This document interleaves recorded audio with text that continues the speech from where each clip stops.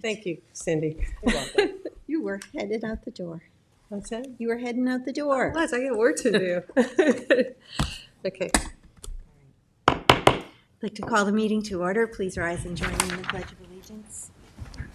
Allegiance to the flag of the United States of America and to the republic for which it stands, one nation, under God, indivisible, with liberty and justice for all. Madam Clerk, would you please call the roll? Certainly. Supervisor Moore. Here. Councilwoman McNamara. Present. Councilman Iacilli. Here. Councilman Powell. Here. Councilman Martell. Here. Well, we folded in the battery energy storage review into the hearing, the meeting we just had. So we're going to start the work session now with the proposed development of 270 West Montauk Highway in Hampton Bays, the former Bordy Barn. And with us is David Gilmartin, attorney for the applicant, and Janice Shear, Town Planning and Development Administrator. And We have Rob Selvatico and Brian Danzy, who will be all right, Rob, Brian, you want to come up also? We can pull up an extra chair for you.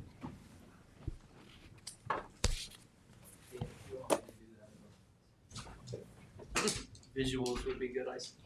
Oh, yeah, we're very interested in what you've got. Just gotta put it in a place. That's the first I test. love that everybody brings their own now because they knows we don't have one that actually works. Kevin, are you going to be able to position the cameras to capture that, I hope? Yeah, where can I put it? Right over here, probably. Yeah, Is the best probably spot? over here would be best. That's actually in a good spot where it is right now. Oh, Oh, okay. never mind. The Rob audience, has spoken. the audience.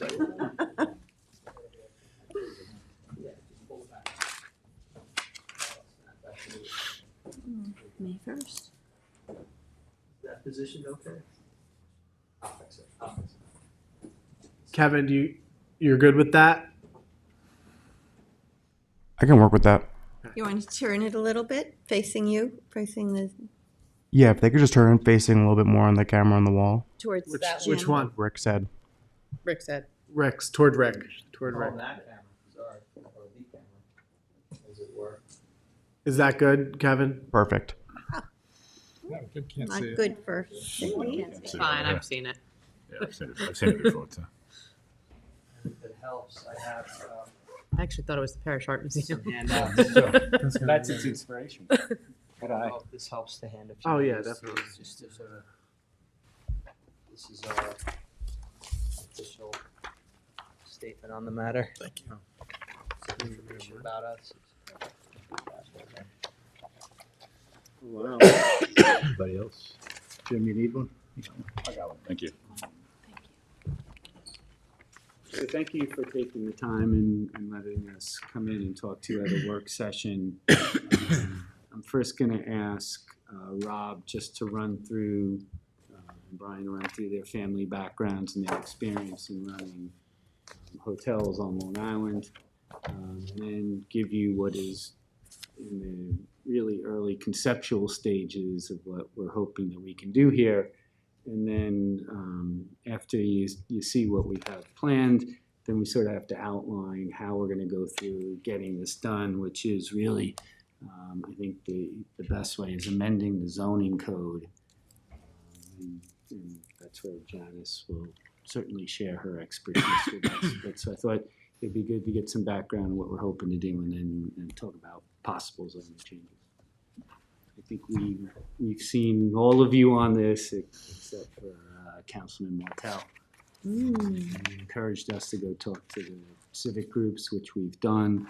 I believe we have a pretty positive response from them. So I actually like to just say, I think that's, when it comes to development and planning, I think that step that you've taken with respect to this project is a good one and represents the type of, public back and forth that needs to happen when it comes to changes in the community. So I really appreciate that.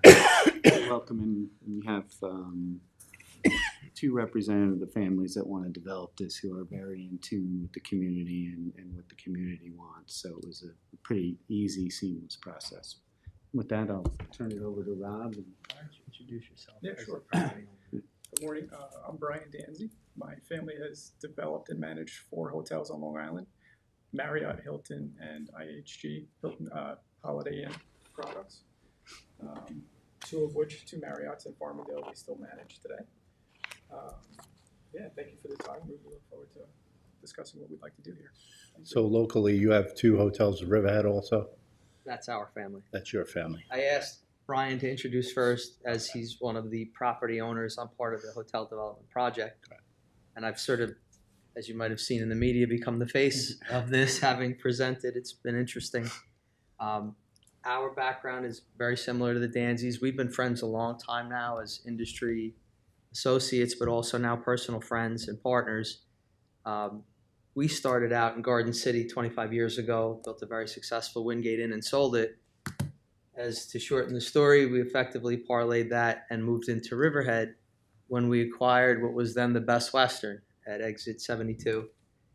And we acquired that hotel on the basis of our intended development of the Holiday Inn Express and Suites on 58, which was going to be the second flagged hotel and first new hotel in Riverhead.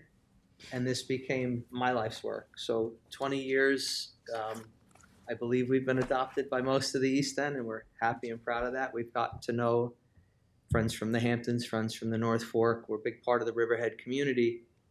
Indigo was a conversion, Hotel Indigo was a conversion in 2010, which represented our vision for the first stage of that property that we liked, and it was significant. We ended up effectively taking the hotel down to the bricks and bringing it back as what we now call a soft brand hotel, with a focus on local neighborhood, community feel, and so local food sourcing, local wines, design that appeals to anybody who visits the area. And that leads us here. So I would say to you, having been out here so long, it's long been a vision or a hope of mine that I might have the opportunity, at first individually, now with partners, to develop something in the Hamptons, but in particular the Bays. As I've so many friends here, so much time spent in what I like to call our vertical, from the Bays up to Baiting Hollow, is I've always believed it's been great to us in Riverhead. It's a great opportunity. And so this situation presented itself, and we thought, similar to what we've done at Hotel Indigo, but appropriately scaled for the community, would be well received, would be a benefit to your community. You look at the world-class golf clubs, the catering facilities, you look at the resident needs for visitors and the like. Not everybody wants people at their house. And I know these things because all of your business, or most of your business, comes to my hotel in Riverhead. And so this conversation started back originally with the diner site, as you know. And we come here today and we think this is an ideally sized piece of property. We think the scope of what we hope to achieve with 6 to 8 units is appropriate for the market conditions. We think it will be scaled. We think the traffic fits, and we can detail all of that, but that's sort of the high level of what we're hoping to achieve. I have one question, and it's probably a property owner question, because a lot of this stems back to a lot of the comments that I've seen on social media are in response to taking away the boardy barn. Now, as the property owner, this isn't a hotel or the boardy barn, correct? When you say, like, will the boardy barn, Like, this is not like you did not buy that property in order to keep the barn open. we did not. Okay.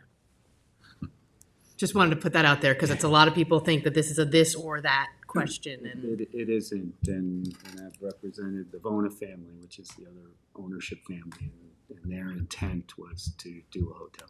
okay. So I think one of the big points that came up, I think when we were talking to the community, was could this, if it doesn't succeed, and I think you just heard why it will succeed, and based on experience, but if it were not to succeed, could we turn this into some sort of residential housing? So I'd ask Rob just to address that part of it. Well, yes, happy to do that. It's in here as well. A couple of considerations. We're looking at upwards of a $20 million investment that we will be required to personally guarantee. So as I said to your community, and I've said to every community I've worked with for 25 years, You don't win, we don't win. Our success starts with our community. If the community believes in a facility, we've seen them win. When I've seen the community, I've worked and consulted for hotels that weren't connected with the community, and I've seen them fail. It's that simple. So it's got to start right there. But we have that financial guarantee, and it's not unsubstantial. As we considered this, so many hoteliers will look at our seasonal market and say, well, we don't want to be open all year. We just want to be open when we can make money, and we want to shut down. So we'll build a private enterprise, and that'll be good. We'll make the most money. Well, it doesn't always work that way. And you've learned the hard way here with some of your motels that originally started out as good ideas for seasonal use. We even saw it in Riverhead. Our commitment from the beginning was to align ourselves what we believe is the best hotel company in the business in Hilton. They have requirements of us. Same as we are required a person to guarantee our success to the bank. They have very strict quality assurance standards. They inspect us twice annually. They require us to make FF&E upgrade investments every 7 years and not insignificant investments. So we have Hilton Worldwide reputation to maintain, our family reputations to maintain.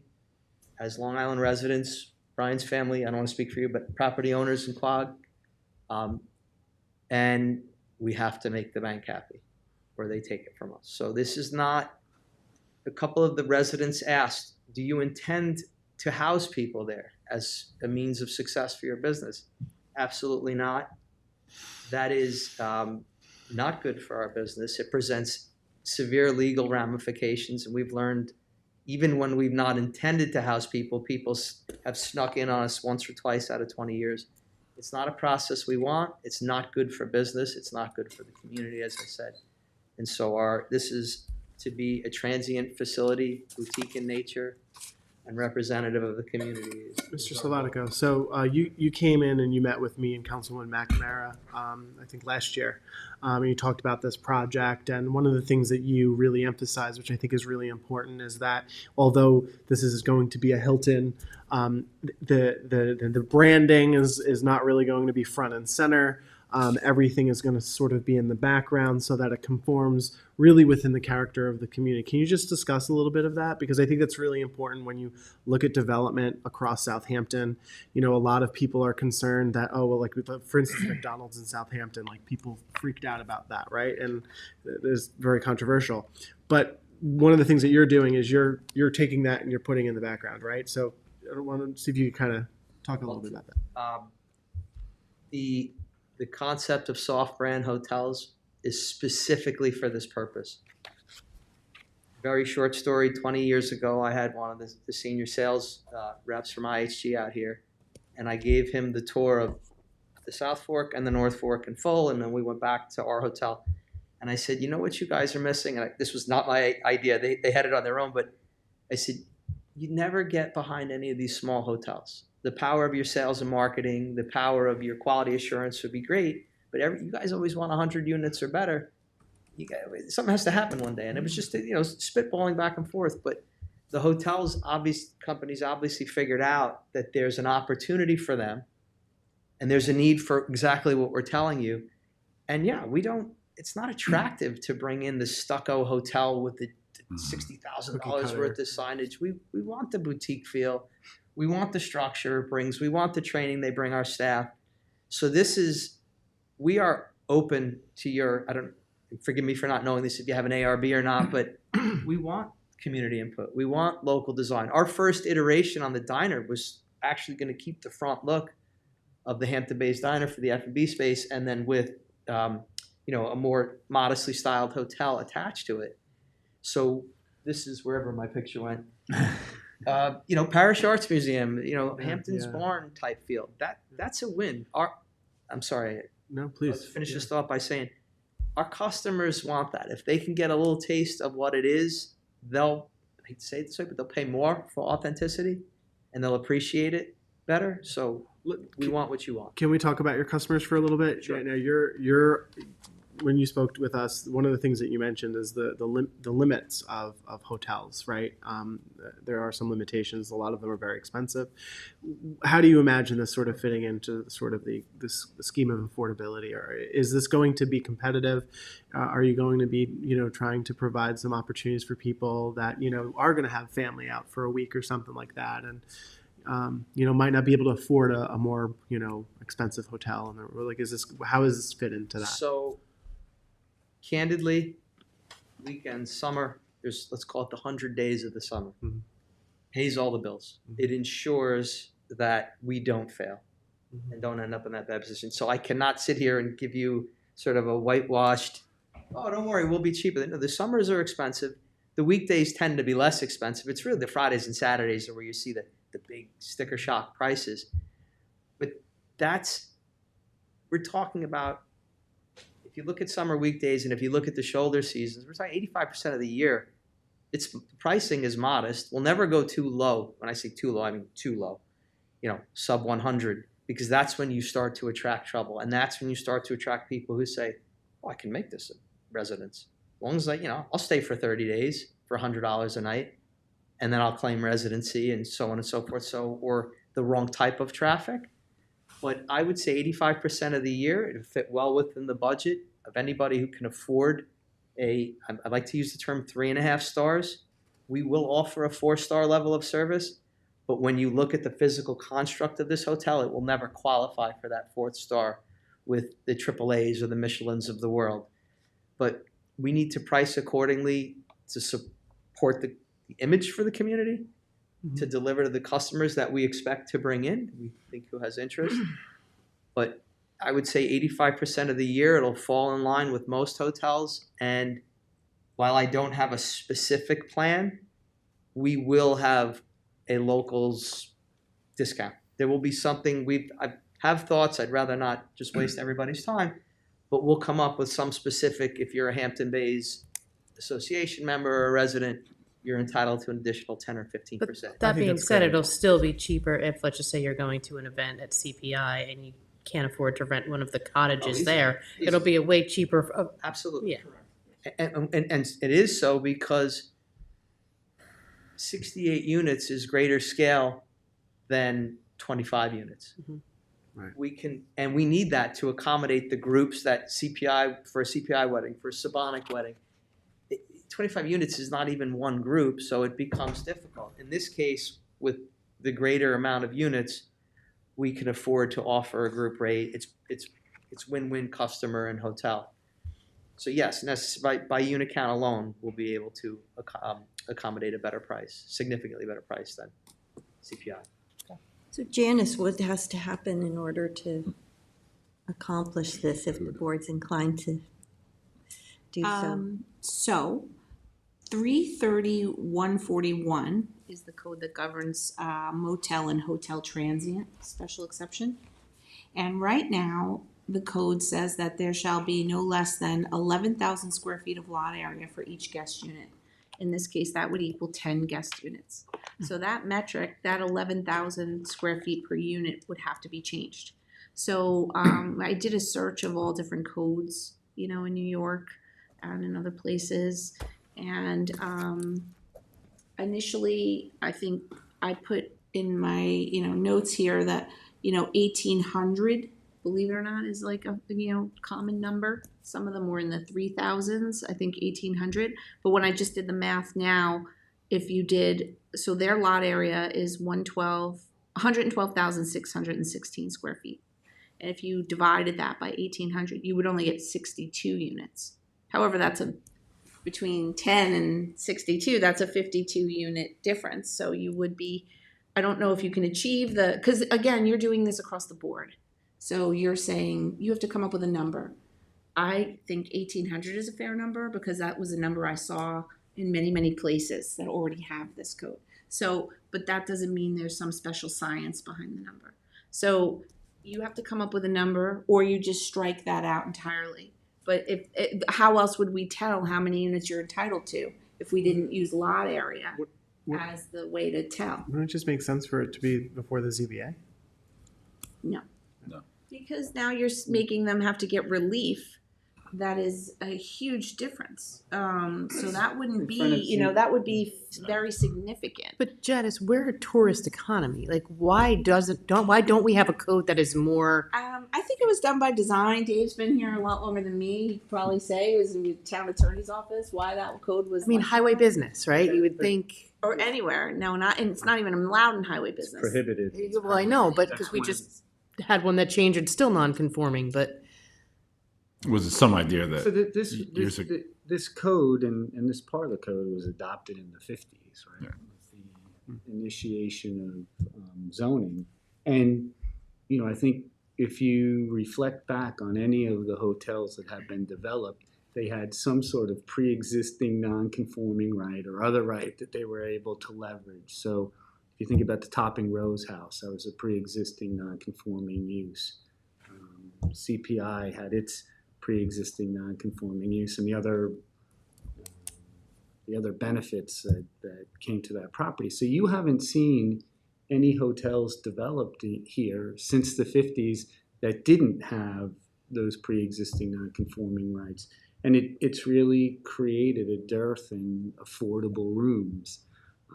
I think what we've had, and you see the transitioning from that traditional Hampton-based cottage, and they all went condo, right, and got sold, to nothing, right? Nothing's being developed to house travelers. Your 1999 comprehensive plan update screamed out for this type of development.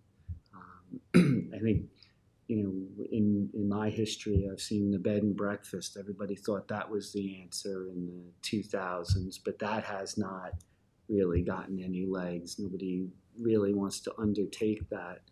I was involved many years ago with a different owner that's there now at the Southampton Inn. And there was the Village Latch next door, and there was talk about developing one or the other with a major brand or putting them together. Could never get the two owners together, and the larger hotels walked away from it because it wasn't enough units.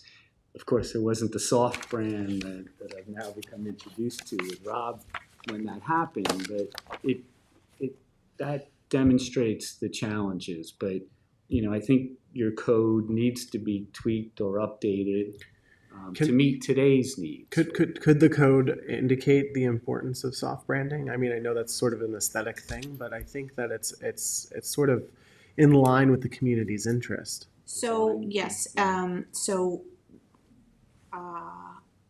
let me just go in order here of the, how it could be amended. So the first thing is just A would be of 33141. You'd have to change that 11,000 square foot metric.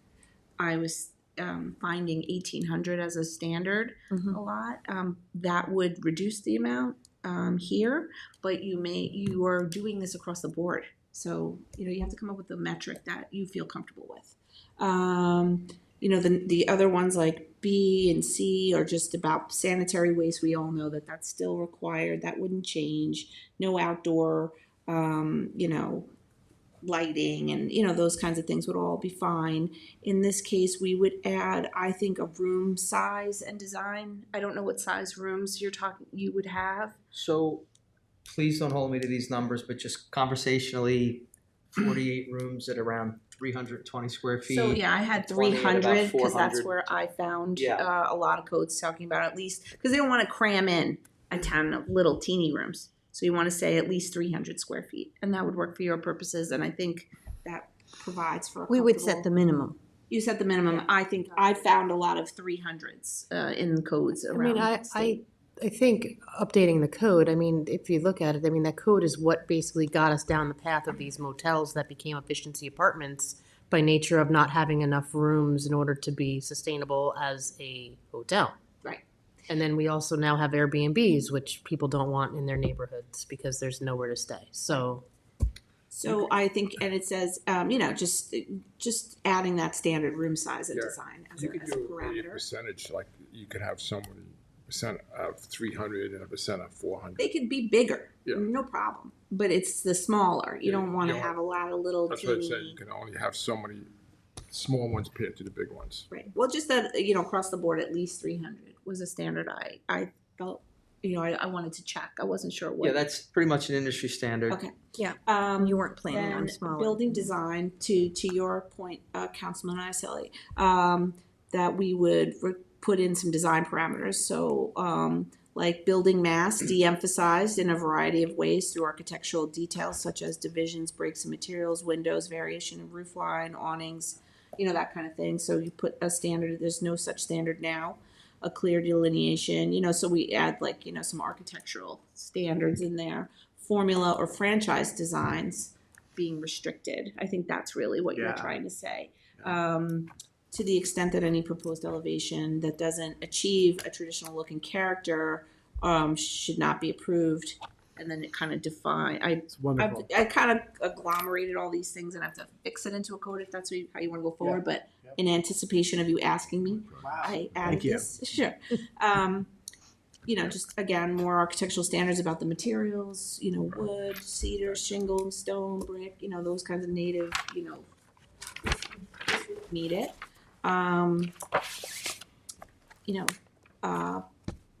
Fencing, berms, vegetation screening, street trees. This is just showing that, but I would say on the corridor here, we have a corridor study in Hampton Bays that requires certain vegetation along the Montauk Highway, so we would want to see those street trees there. Again, there's a section I would put in about no more than 30 consecutive days, like really defining that transient into the code. We have some definitions, but just putting it in the standard here, because the special exception standards, they do have to sign affidavits that they will comply. So it's helpful if there's any non-compliance in a justice court scenario. Just stuff about promotional signage, accessory uses customarily related to a hotel, such as food service, hotel bar, spa, beauty, personal service may be permitted, provided adequate parking is provided. I think if you're going to open that up to, like they had mentioned, I was at the Civic Association meeting, CAC, that said, hey, this would be great because people can come for brunch or come to the restaurant or whatever, but we need to make sure that anybody who does this, there's adequate parking if you're going to have it outside of the hotel guests only. One of the things that the CACs kept telling us to make it bigger and give more services, right? So it was an interesting, I didn't think that would be the outcome, but that was one of the interesting. Yeah, you were pleasantly surprised. Yes, I was. But we'll work on that. So I think, of course, we need design parking. What else, Janice? That anything over 50 units would be a type 1 action. We're familiar now talking about battery storage. We would amend the chapter 157. So anything more than 50 units, like 50 parking spaces, which this would probably have. If you have more than 50 units, it's automatically a type 1 action, which means that we have a stringent review and make sure that traffic and all the rest of the requirements are met. The table of uses, it's an X in highway business, so you have to change that to SE. And the things I'm talking about are those SE standards.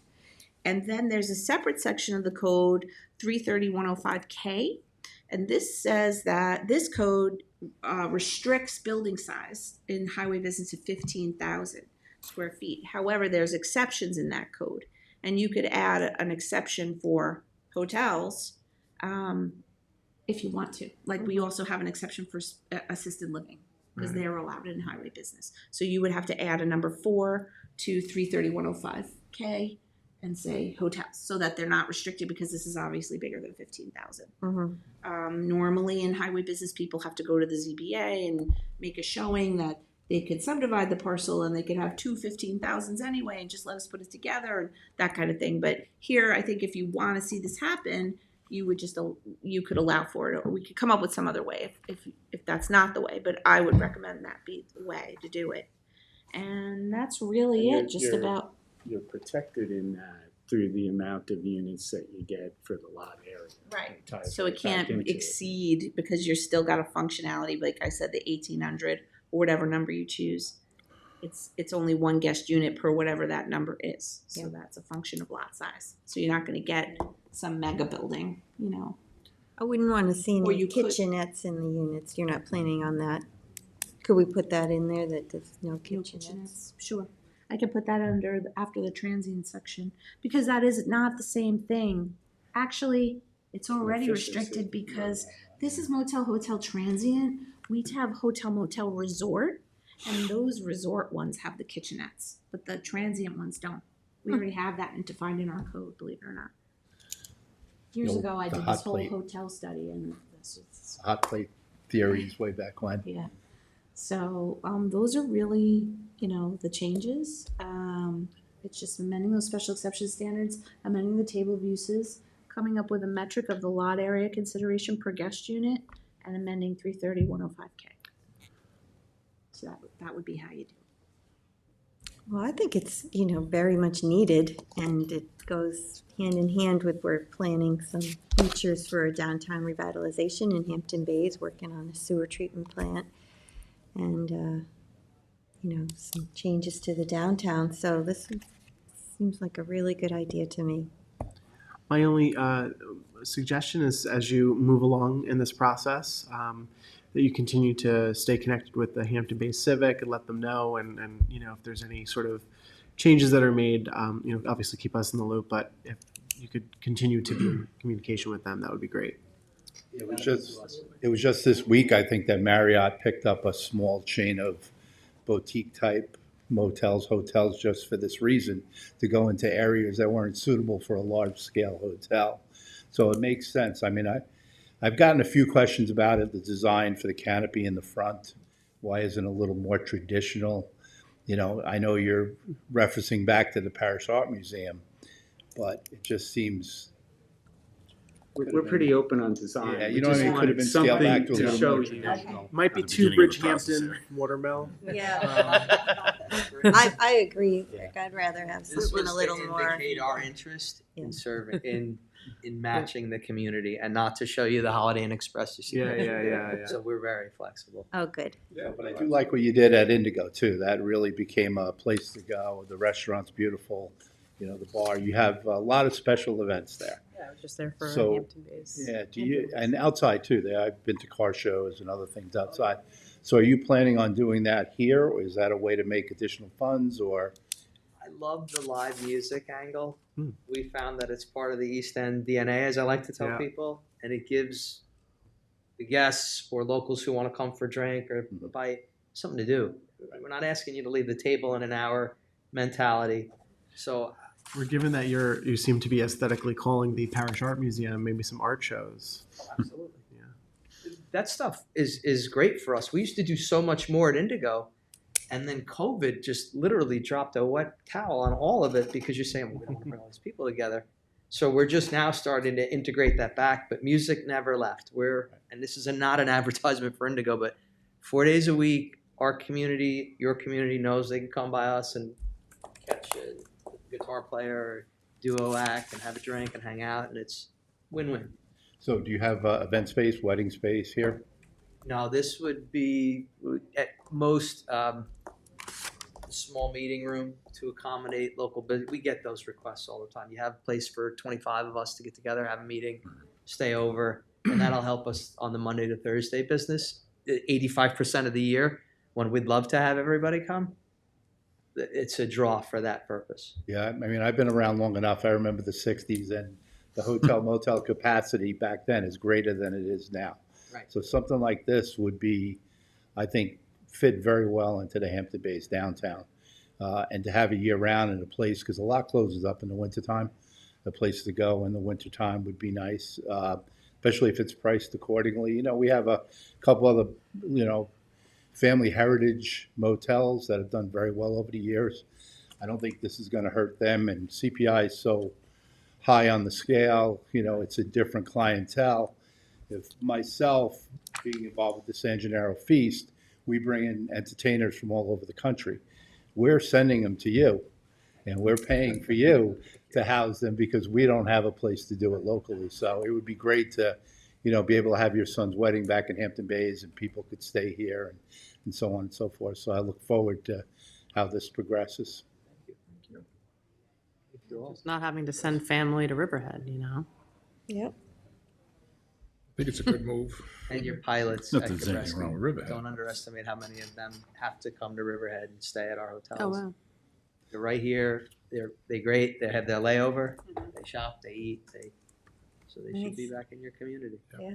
We did just adopt a pattern book for Hampton Bays. It doesn't extend down to this area, right? But you could take a look at that just to get a sense of what the Yeah, become more the nautical. board likes. Absolutely. More nautical, right, Sure. Bill? More nautical, put a fishing boat out front like Captain North. Well, they do like the bayman. You know, we were talking Yeah. about putting a statue of the bayman. It's somewhere. So I know the elevation is a problem between that and the shopping center. Is there any cross-access for traffic to come out on the light there? I think that's gonna be tough if you think Kinda about comes that. to a point. It's Yeah, like a triangle. we talked about that doing cross-action to the King Callum or If you, whatever if it's you called. look at it, though, there is a pretty big separation in grade, but we have a great engineer who, if it can be worked out, and that's always one of the big issues that you deal with in site planning with the planning board is cross-access. It would be great if that could be explored. We talked about that. Especially because that section of the lot over there by Wild by Nature is kind of underutilized as it is, so especially if you're gonna start having, live music or. I think Overflow. I don't know who owns that now, but it was the Martirano family who owned the King Cohen lot, and I don't know if they ever wanted a cross-access with the Bordy Barn, but it may be a good time to bring it in now. Never hurts to ask. And everybody found their way there to the shopping center and pizza place. So what's the Sure, I next have no step, idea what you're Janice? talking It about. sounds like everybody's in favor of the I can proposal. draft up a resolution with these changes I mentioned, and you can debate it as a local law. Thank you. And I mean, it's gonna be more of it's not gonna be just for this, so I mean, it's gonna be a broader for Highway the whole business. town to come and weigh in at a public hearing and. Yeah. Yep. What would it do to the ones on 39? Would it bring those into more of a compliance, right? It would. They would not be non-conforming. Now that we changed the zone to highway business? Oh, those? I thought you meant like the Atlantic. The Atlantic and the Atlantic wasn't. And the Bentley, Oh, It is highway business, the Atlantic. Bentley. oh, the Bentley. Oh, yes. Well, it would be also conforming in highway business, so it would not be non-conforming as a business. So that's good. That helps with their own financing. It does. It really helps with being able to operate. Things I can see that you have a conforming use Yeah. when they're financing. Yeah. So, okay, I will put this forward, and all co-sponsors or yes. Okay, great. Thank you. Sounds good. Thank you very much. Thanks very much. Right. Again, easier than you thought, probably, right? We did have a preview, having met you all before. That works. See you later. Thanks, Janice. We'll see you in executive session. I have a good project here. You might like it. Excuse me. No, We're not, we're right on time. we gotta get some Good more. man, how's he doing? He's good. Is he? I saw him a few years back at the diner in Comac one day. I was in there, but I haven't seen him in a while. He's always such a gentleman. I like working with you. He's still working. Is he? Yeah. He's good. The people coming in. Hey, Janice, when you go out, tell the other people to come in. Yeah, I love that. Thank you. You can leave it there, because we're Don't gonna worry need about it. it. That's We fine. might have a bigger group coming in now too, so. Thank you very much. Thank Thank you. you for coming.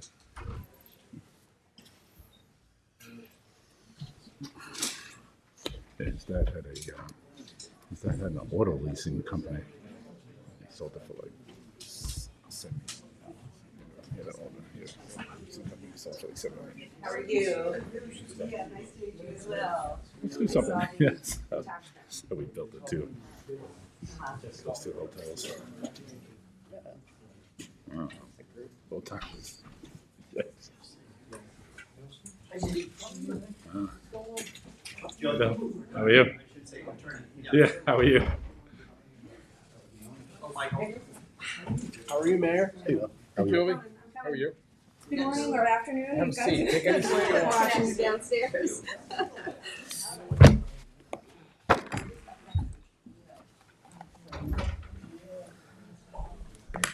Nice to see you there at the perch. Very nice. Got new chairs first. Yeah. Okay. For your Life is homecoming, good. right? Mr. Wines, come on up. Who do you want to come up with you? Want me up front? Yeah.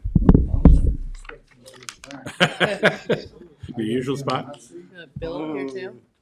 Mayor up here? Bill wants to come up. We Get sat- Mayor Manger? We sat together for 25 years ago. We used to function as a. Who do you want Come to come on up? down. Want me to stay here too? Sure. I'll be an observer. No, Yeah, Bill- I'll be a quiet observer. Didn't want to get in the middle of it, because this is really the Alan, 501c3's presentation. It's your choice. Alan, come on up. Next chair for you. Get petitions in We're running around trying to get. So I was gonna call the cops, so this guy walking the streets here. Exactly, you're doing exactly. Bill, is that good or bad? Either way. Yeah, he was good at 10, but he got switched. He can't do it. All right, so our next item is the proposal of the Southampton windmill. We're going to hear from Julie Green, our town historian, and Roy Wines, Southampton Windmill Media Center. And we also have our mayor, Manger, here. And Behind the center. Alan McFarland. Yeah. Alan. He's on our planning board. I'm standing for Porter Bibb, who's worked on this for about 15 years. All the troops are behind us. Hey, hello to the troops. Okay. Oh, and I see Joe McLaughlin here. Hi, Joe. Is one of our town trustees, former village trustee. I don't recognize everyone. Thanks for coming. He brought the big guns his mother with. All right, so you wanted to talk to us about the history of the windmill, Julie, and from there. So I'll just give a quick background. There is a 30-page report that you now have. We won't get into all that minutia, but just to kind of reiterate the importance of this windmill. So for the most part, over the last 2 centuries, we regard windmills as charming remnants of our agrarian beginnings. But during the colonial era, the windmill reigned supreme, performing tasks of grinding grain, sawing wood, pumping water, all essential for survival. However, the 17th century records of the town are a little skimpy. The talks of mills is a little bit scarce. So the next mention, we have some mentions in the early 1640s, 50s, mostly of water mills. But the next mention of a windmill in the Southampton town records is in Book 2, and it's in April 6, 1697, when Mnessus Kempton, who was a blacksmith, he was also the town sealer of weights and measurements, so he kind of make sure that people were honest, their links in for their rods and all that, and their weights were all legit. So he was given the right to the liberty to set up a windmill. So this is the oldest surviving windmill in the town, and it was located on the southwest corner of Windmill Lane in Hill Street. So there are newer structures there. So it was up on the hill at the very end, the southern end of Windmill Lane. So across from the monument? Yes. Yes, yeah, with the triangle, so yeah. That's why it's called Hill Street. Yeah. Makes sense. So just, Times were uncomplicated. so just east of like the theater. Okay. It was right up in there. Maybe even that whole property was where the mill stood. It was not only an indispensable utility, grinding grain for the inhabitants, but was also far more prominent and was by far the most prominent and picturesque object in the village. And it held status in the village because of that. This is where the inhabitants, you would get your grains, you would harvest all of your things, and you would bring them to the miller, and the miller would take care of grinding them down. The miller usually got 10% of what they ground, and the inhabitants would take, which they could do with what they'd like. They could sell it, they could use it for their own families, but this is the way the town settled itself. Is every settlement needed these different things in order to survive and to make it as a settlement. So this is one of the ones that was in the village that was very, very important. And just as an example of what windmills mean, to villagers and to the inhabitants. So the BB windmill, which was built in 1820 in Sag Harbor Village, which is now in the hamlet of Bridgehampton, it was moved in 1836. But when it was in the village of Sag Harbor, it had the motto, I guess, for lack of a better term, it was called the flag on the mill, ship in the bay. So not only did it grind grain for the inhabitants, but they would put a flag up on top of the mill, which alerted the villagers that a ship was in the bay. So, you know, during the whaling era, ships would go out for 3-4 years at a time. We're talking about the same windmill. No, this is the Oh, Sag, different this one. was the BB windmill, which Okay, is now in okay. Bridgehampton. Sorry, Okay. just using this as an They're example. restoring now. Understood. Which they're doing the core with one in Watermill. Yeah. So we have quite a few Yeah. windmills. But just the importance to not only do they use it for grain, but they also use it as a signal in the village of what was going on. So these mills, you could see this one in 1697 from the beach. You could see it right across Lake Agawam. So it has quite a bit of significance.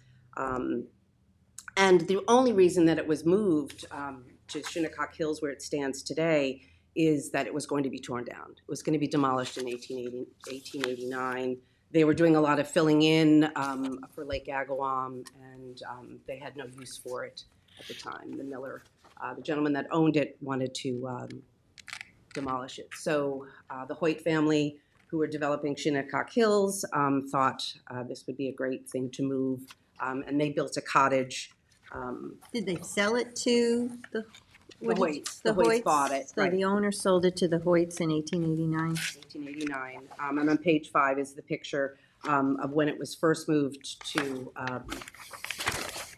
where it is today, attached to a different cottage. This cottage burned down a few years later, but the windmill survived the fire. And then in 1898, the Claflin family bought it and built their big mansion, which they called Heathermere, which is now the administration building. Mm-hmm.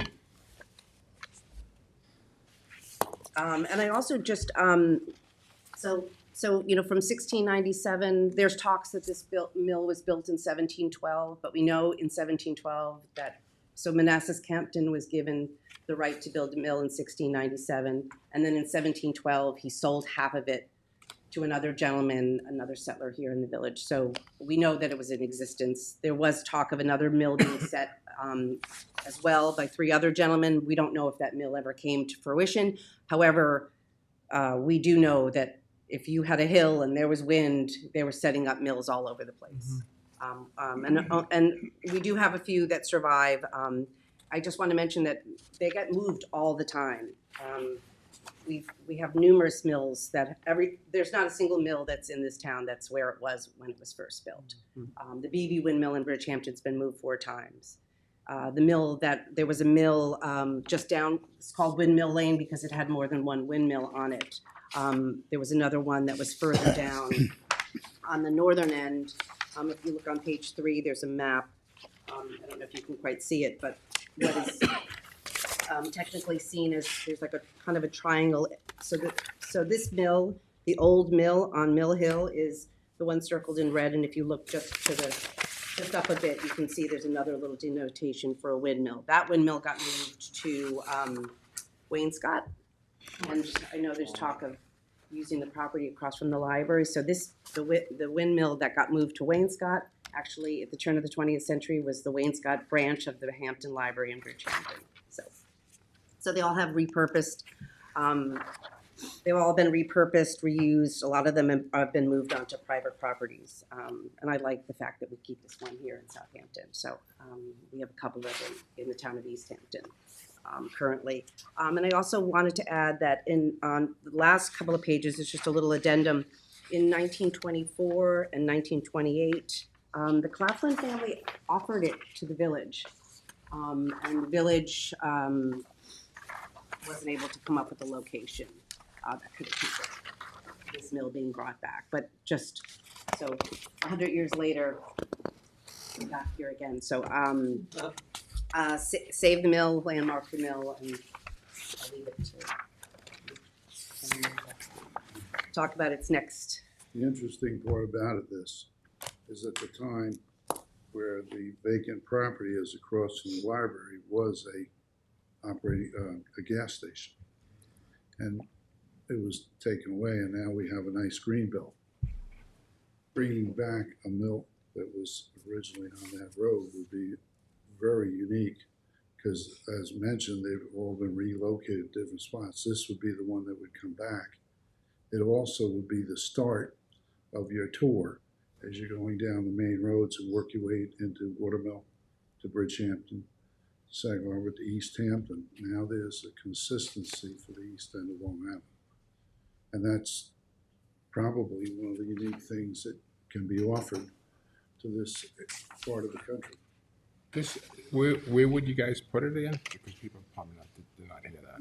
Right across from the library. Which is CPF property. Right, which is joint The concern. corner That's- of Nugent and Windmill. Windmill. So for the first time, and this is kind of unique because Bill and I were 5 years ago when CPF came up, we were involved with the initial funding.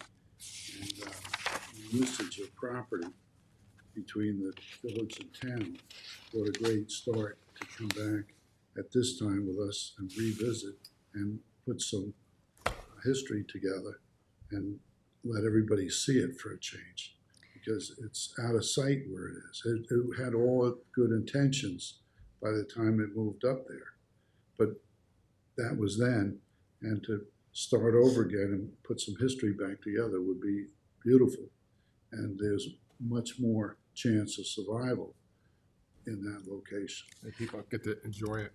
But you didn't finish the story. I mean, so you stopped at, and the Hoyts sold it to the so Claflin you- family. okay. I mean, it's because it's still owned, it was owned by, and now owned by the college. Right, so from 1697 to 1899, it was a utilitarian structure. That's all it did was grind grain. And then when it was moved in 1889 to now to 2025, it's had a wide variety of ownership and uses. So we had, so the Claflins owned it till 1950, and then it was the Tucker Mill Inn. So the main house was the inn. The windmill was kind of its folly and attracting kid guests. The Claflin family had restored the interior of the mill, from what I understand. I've not been inside, but restored it more as a cottage for their daughter to use.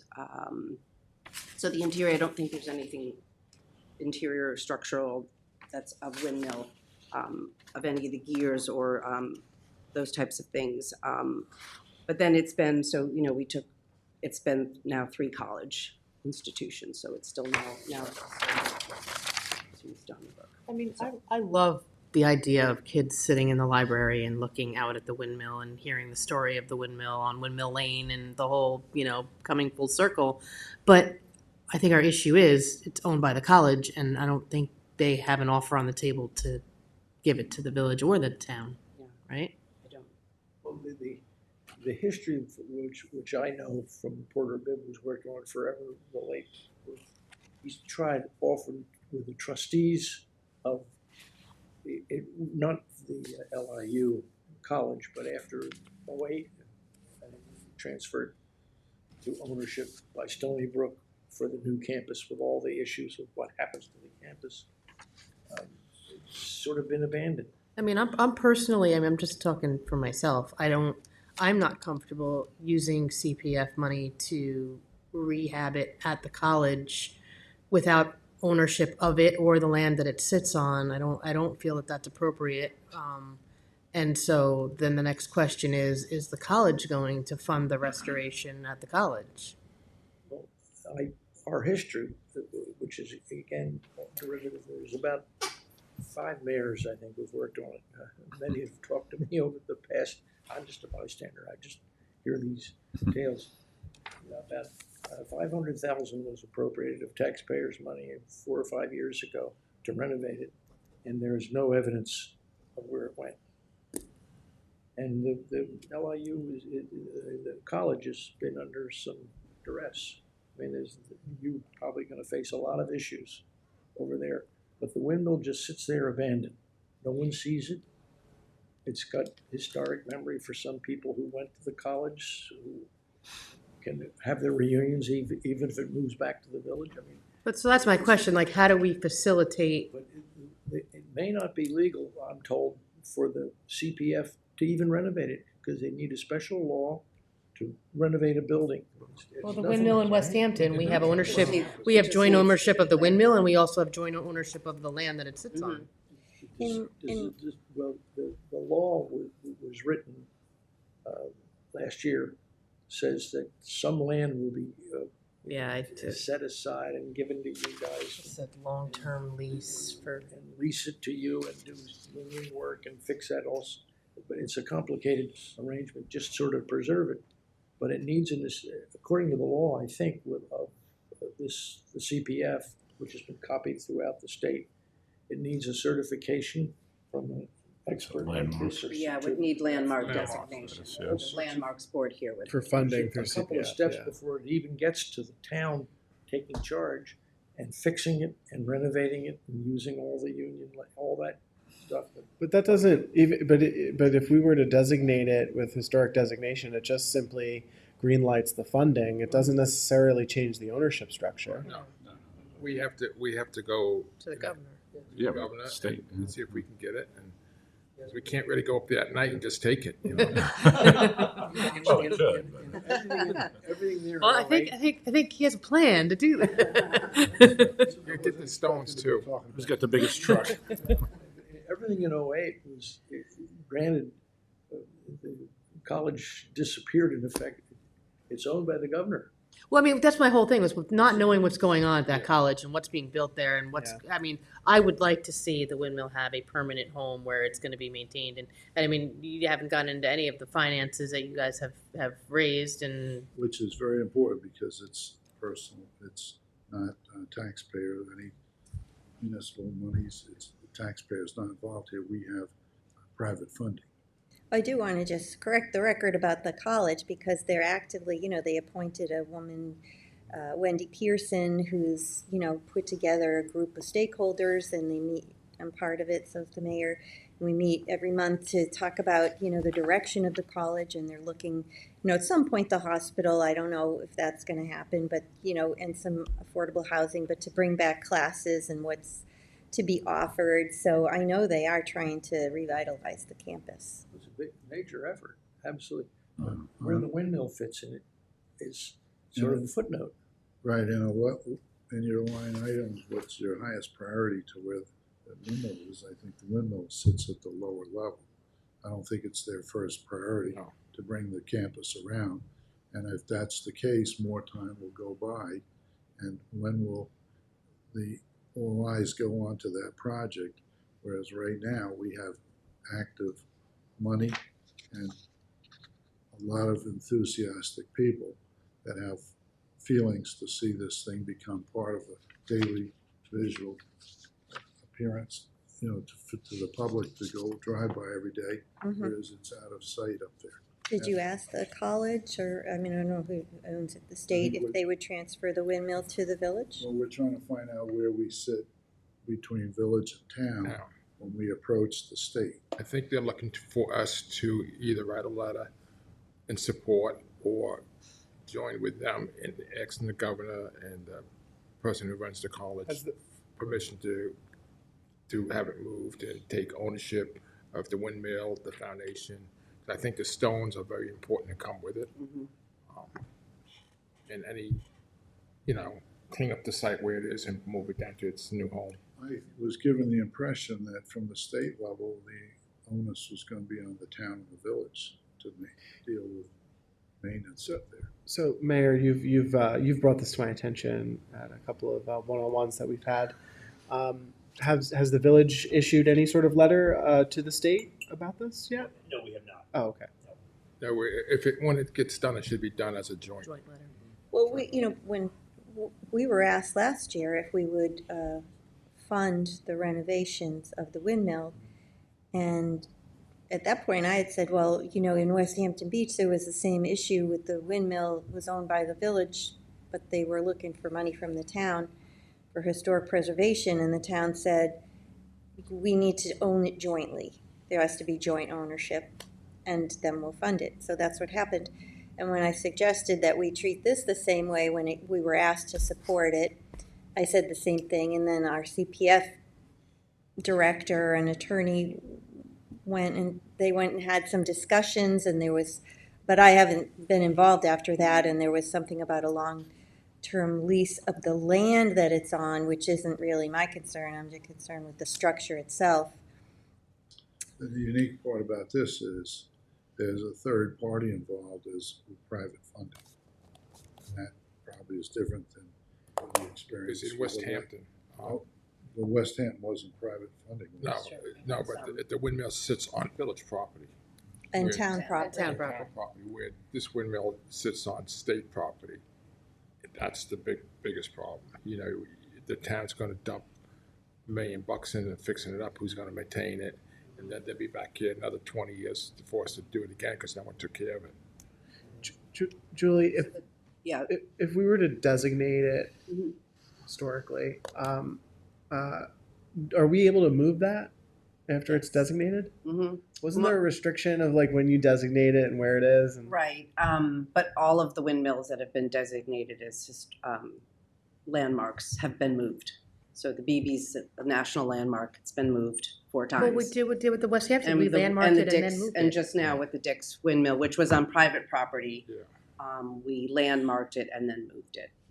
Yeah, they moved it first. They moved it first because they didn't want in West Hampton, they didn't want the owners to have it forever because they didn't want it. So we landmarked it so that was while it. they owned it. So then the transfer of ownership happened after it got moved, and then I think about a unique situation, and that's back when, 25 years ago, we were on the board and we had to address the firehouse, and the village had the firehouse constructed on the town property.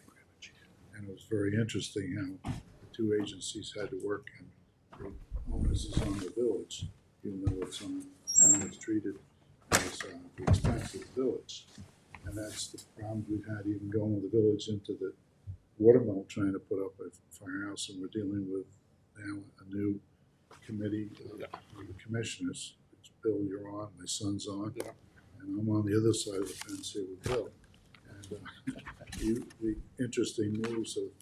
I was on the commission. Because I moved out of town. I moved out of the district half a mile.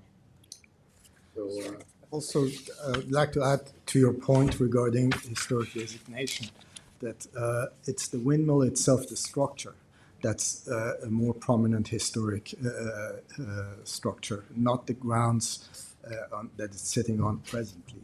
And if anything, as far as the history that Julie just mentioned, because of its where it was originated and how many years it sat in the village of Southampton, it's actually has more of a Southampton village prominence as far as its history is concerned versus the college site. As Julie mentioned, the windmills constantly get moved around. And to that point, when I was the planning commissioner of Southampton, we did a master plan for the village commercial business district. And as part of that, we did designate the park at the time to be the site for the relocation of that windmill. Of course, this was preliminary site planning and master planning without going through the details of how it would happen at the time. But we designated at that time. This is 2013. Since then, I'm an architect. I have been practicing for close to 40 years, 30 years in Southampton Village. We have visited the windmill on 3 different occasions. We've surveyed it in detail. Structurally, actually, compared to many more windmills that we have out east, it's a pretty good shape because it's constantly gotten attention and being used actually as a residence at some point and so on. And so structurally, actually, it's in pretty good shape.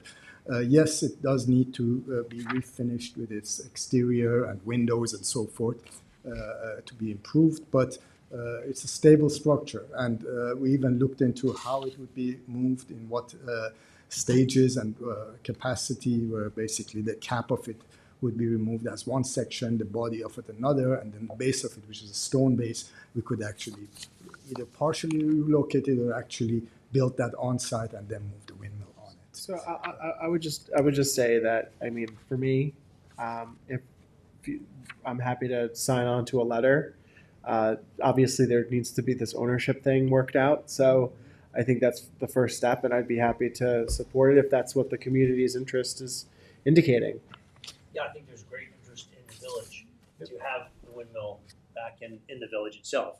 I mean, and again, it's great that this group has come together and raised the money not only to move it, but actually to restore it, and then actually look after it maintenance-wise into the future.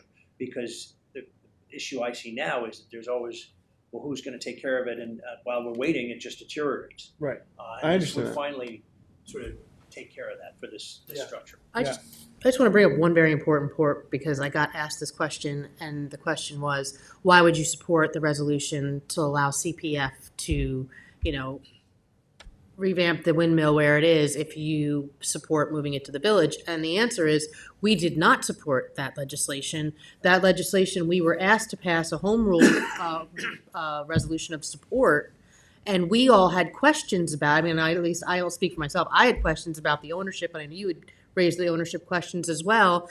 And that resolution sat there and we didn't pass it.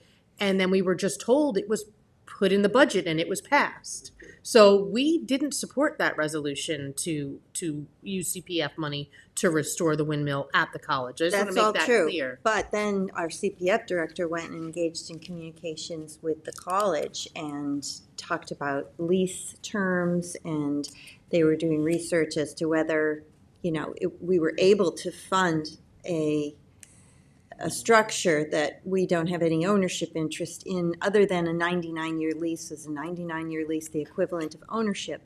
And I never heard back a final word on that. No, because Jackie had said that they wanted language in there, specific language as to maintaining a view shed and all of a bunch of other things that the college, I don't believe, was willing to put in the legislation. And then the talks kind of died out and it didn't go anywhere, but we didn't support it. So, I just want that clear. We didn't support that resolution to use CPF money to fund it at the college. Under the current circumstances. Yes. Yeah, I had a brief chat with Jackie a while ago, and she knew all about the project. She had, for lots of reasons, and she knew it was going to go onto her land, in effect, which she's now running the CPF, and this land is an intermunicipal agreement. Don't call it her land. This is a CPF land sitting right there vacant, as everybody says. And she said it was a very good idea, across from the library, good relocation. And there are people interested in this project that say, well, it can sort of be our local headquarters, like the Southampton Association. They say, hey, yeah, maybe we'll make it our official location, and people can, the group that we were involved with, we started to try to renovate the third floor of the village hall, which was a project that didn't take to educate kids to use videos and stuff like that. And so that was the genesis of a lot of the people involved in this collateral effort, which was led by Porter Bibb and some other people. So it's sort of grown by this, be a great location for the tour people coming by. And so it'll be a center of collateral activities, which is quite nice for the larger area. It's not just the So village. I think our goal now is to bring the windmill back because it looks very homesick up there. I would support that. The town board and the village board and this group should all work together and make decisions how it's going to happen. It's kind of a unique situation right now because we're all coming together with the same goal. And it's a combination of a lot of people with a lot of history here. Well, look, I'd say this is it's obviously it's Southampton town interest, but because this is primarily of interest for the village, feel free to send us some language, and we'll do one joint letter together, whichever way you want to do it. But Well, I one just, thing, I want to make sure that we didn't do anything with the college already. I'd like for Jackie Fenlon to tell us what happened, what's the status, because if she's continuing a negotiation on it, then we should clarify that. If they've determined that we cannot fund the windmill at the college, that's a whole different And story. that should be in the letter. Yeah, the governor should know that. Sorry to interrupt, but that's Yeah, really yeah, sure, important. yeah. How long would you think that would take? If we Oh, did- we see her all the time. Maria, one point I'd like to make that throughout these years that when we did a survey of the windmill, we got in touch with the college, with the provost, trying to get in there. The college always had a concern that they could not afford maintaining of that windmill over there, and they would be happy for somebody to step in and take care of that for them in some way or manner. And we can't use CPF money to maintain. And we're not expecting the town or the village to that extent to spend monies. That's why we went out and provided these funds. But they said they were going to rent it idea- out to raise funds for Pardon the me? maintenance. They said that one of the things they said were they were going to rent it out for functions and use that money for maintenance. Yes, but without getting into details of what I wasn't presenting that, but the point being that at this point, as I said, when there's a will, there's a way.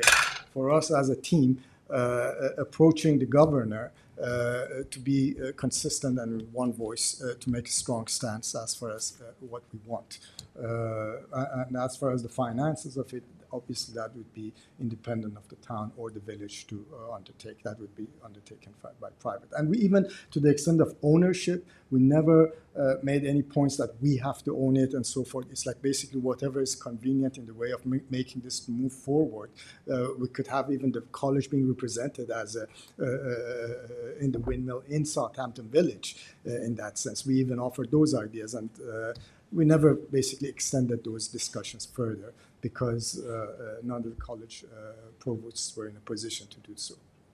But the windmill itself would be moved to a town property, wherever that would be. You had decided. mentioned something by Lake Ecowa. Yeah, I mean, even 137 Pond, Yeah. which was just recently purchased. It's up on a hill. It's 4.8 acres. It would be much more suitable just because the other property is tiny in comparison. But More that's wind just, more wind up there too. yeah, more wind up there. It blows from the west. Yeah. We have so- options. So there, right, so if it came onto a CPF property, does it change its status as far as us restoring or doing anything? No. We have ownership of the property. More visible on the corner windmill lane. It's a great alternative. to go. Cars could Depends how much drive it's right by visible. it, yeah, and you could walk to it from the center of the village easily. So it sounds like we'll get some clarification from CPF, and then we'll. I'm not familiar with the CPF, but Jackie's been working on it, Yeah, so well- I'm just not privy to that, but. We'll get that clarification, and then we'll work on, if depending on what that clarification is, we'll work on a letter. Yeah, good. And Jackie, you know, there have been discussions for, I will say, 5 years with various executives of college. Mm-hmm. Or is it Stony Brook? Stony We Brook, sent yeah. one lady to Yale of all places, but they were, various levels have said, God, take us off your hands to the people that were involved. Tell us what we can do. So there's a history there. And I'm sure Jackie knows some of it, but I don't have a list of the executives that Porter talked to. There were a lot of people. We'll check with her. Historical Yeah. Society, State Historical Society. They even sent a letter to the mayor once, just as you were What elected. you want us to get back to? He's the chief. So we'll get back to you. I am? You're the chief. It's Roy, you're the The point person. 501c3, he's the Then, president of it right now. next week or something, how we make it out. We'll all talk I about it. also feel bad I'm here on behalf of my son Buddy, who knows a lot about the structure. Could not make it at the 12 o'clock meeting. And it's sad, Porter Bibb, who was the one that steered this thing, has had a lot of interest, can't be here. Also, Skip Norsik was not able to attend for medical reasons, but all good people. And Mrs. Frazier's on the board, I think. She's the head of VS, which is the oldest surviving municipal association in the United States. The Village Improvement Association, 1882. Wow. Been dealing with the village. So she's a surviving president of VS, so we've got a lot of people very Yeah. interested She's in the upset with potential all of the this. raise. Yeah. Well, I mean, I'm sorry they couldn't be here with you, but you've certainly zealously represented your Yes, thank you for position. having us. Yeah.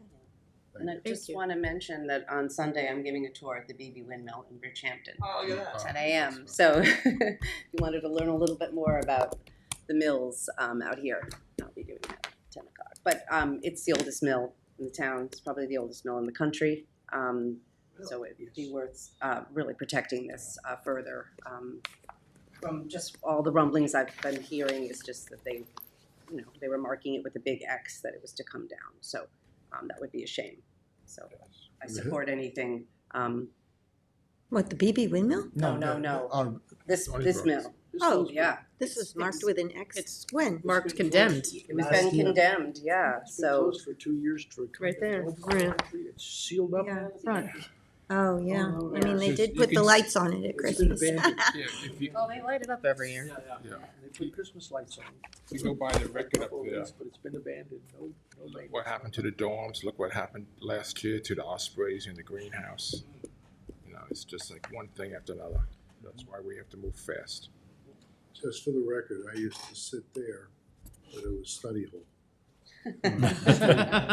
Attention. Oh boy, I hope that's outside. great. Now you're showing your age. Yeah, in the 60s.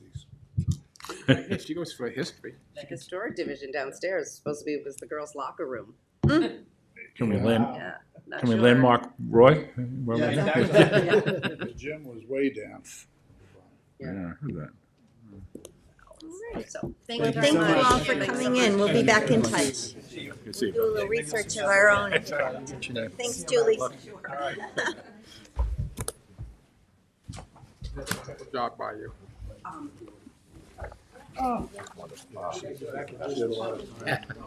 Did a good job there too. You too.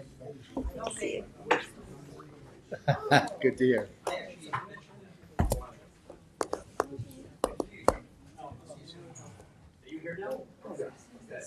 Hi, Joe. Give updates and we're out. Say, I don't know if I've ever met her mother.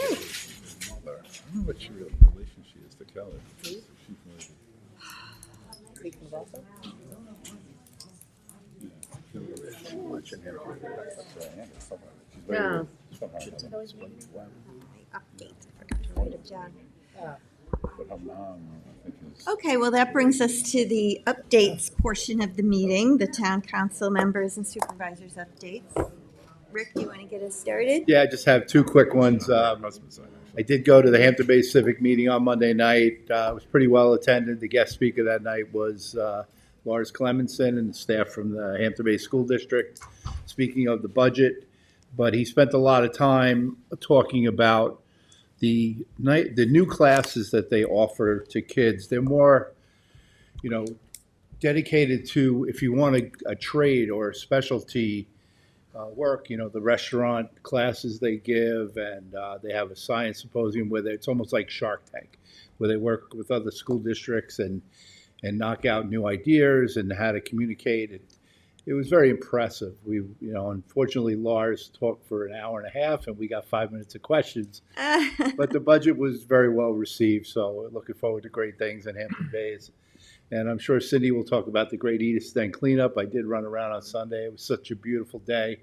Tried to catch up with a couple groups. Everybody was so busy, Cindy, I didn't get to take any pictures. But it was very well attended. People who couldn't go out on Saturday got out on Sunday, and I thank you for that, and I thank everybody who participated. Thank you.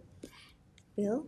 I had a meeting the other day in Town Hall, with a couple other town board members about revamping either this room or the gym, so it's a lot easier for people when they come to meetings, and be more transparent for Zoom meetings, and upgrade our facility here. And then new things are coming to the transfer station in North Sea. Talked about that, and clean it up a little bit more and make it more user-friendly there. And that's about it. All right, thank you for doing that. Let's see, I had a meeting this week with, it was the first meeting of the Peconic Bay Region Advisory Committee, which is something that, you know, there were revisions to the CPF law that said now you need this advisory committee that's going to also have a lawyer so that opinions can be issued for the 5 towns when there's, you know, concerns that come up. So this board's going to have to vote on the lawyer that we're going to select. But the law says that the 5 supervisors, 1 representative from the village government, which is Kevin Stussy from Greenport, the Peconic Land Trust, the Nature Conservancy, Cornell Cooperative, the Farm Bureau, and someone from the Suffolk County Historical Society. So those people will attend the meetings every other month, and then if there's any concerns, there'll be opinions and interpretations issued, and then those will go up on all the town's websites. But, you know, we're just feeling our way through it right now. Not sure how it's all gonna. Takes time. Yeah, how it's all gonna work out. And then, and then on Monday, I went with Joe Gaza has several properties up on in the West Hampton area, and some of them were damaged by the fire. And so I went out with some of the members of the Pine Barrens Commission staff and looked at the properties, and again, discussions about, you know, buffers around the buildings if that's possible, and more access points. And so, but I know a lot of different people are and groups are looking at it, like Suffolk County Friends, and so we'll try to get everybody together and come up with some suggestions, even for our own town hazard mitigation plan. It's very important to get access to the pine barrens and to any trees to be able to put the fire out. You don't ever want to give any access. So. Yep. All right, Michael, do you have anything to report? Just a couple of things. First, I'll say congratulations to Grandpa Jim over here. Oh, that's right. Congratulations. Thank you. That's exactly what I texted you too. Pop-up, Jim. Yeah, whatever. So, just a couple of things. So last week, I joined legislator Ann Welker at the 12th annual Hampton Bays High School Science Research Symposium. It was really great. Rick just kind of hinted at that's one of the things that the Hampton Bays School District does, which is awesome. From sophomore to senior, each of the students comes up with a research agenda, scientific research agenda, presents their research, presents their hypothesis, and it's just great seeing what the school district is doing to foster academic development for students. So it was really, really great. Also, last week, a big thank you to the Youth Bureau, Tracy and Peter, for organizing the town's first student mental health conference in partnership with a number of various organizations. Hugs was there, the Retreat, LGBT Network, Family Services League, and Tijay from my office went. It had a great turnout. A lot of students participated. A lot of different service providers connecting students together. And also, over the weekend was the Adopt a Pet Day. It was very, very nice. I was actually very worried because of the weather. Last year we had our Adopt a Pet Day outside, but we had to kind of move inside because of the on and off rain. However, it was slow moving in the beginning, but then slowly but surely people started coming in. A lot of people were falling in love with Butterscotch the rabbit. But again, I just bringing this up is another great point to mention that the shelter will be undergoing some renovations due to some capital improvement funds that they've been granted. So we want to make sure that everybody understands that they need some help with reducing their intake. So if you have the opportunity to foster a pet, please do. If you want to adopt, please do. Go see them.